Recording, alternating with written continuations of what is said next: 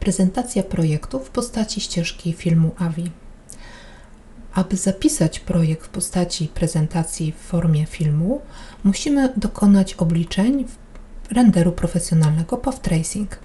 W zakładce Ustawienia globalne możemy zostawić ustawienia domyślne, na przykład w trybie pracy standardowym.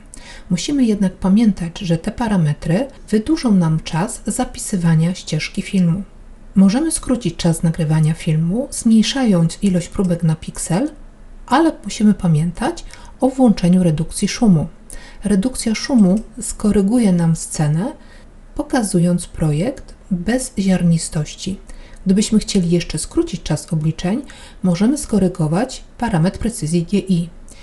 Należy jednak pamiętać, że zmniejszenie parametru GI spowoduje, iż projekt może nie być dostatecznie doświetlony. Po wykonaniu obliczeń przełączamy się do zakładki Prezentacja. Następnie w animacji włączamy zapis ścieżki. Strzałeczką na klawiaturze przesuwamy się w górę. Prawym, lewym przyciskiem myszy możemy przesuwać scenę. Możemy kontynuować nagrywanie, korzystając z myszki. Jeśli chcemy na moment zatrzymać nagrywanie, wybieramy pauzę, obracamy kadr i kontynuujemy nagrywanie. Po zatrzymaniu możemy ścieżkę odtworzyć.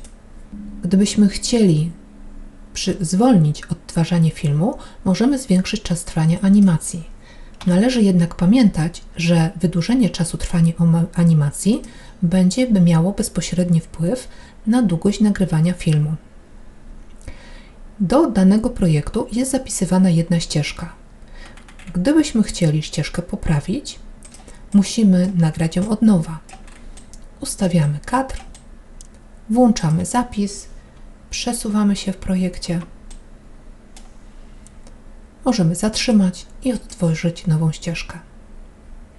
Żeby zapisać film, wybieramy zapis do pliku AVI, nadajemy mu nazwę, wybieramy kompresję. Istotny jest wybór kodeka XVID MPEG-4 kodek. Po potwierdzeniu OK program przystąpi do nagrywania filmu. W pierwszym etapie obliczy nam ilość klatek na sekundę oraz zaproponuje czas nagrywania. Przewidywalny czas nagrywania ścieżki to jest w tym przypadku 26 minut. Po nagraniu filmu pojawi się komunikat informujący nas, iż obliczenia zostały skończone.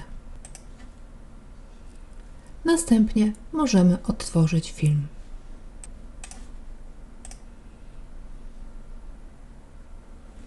Dziękuję za uwagę.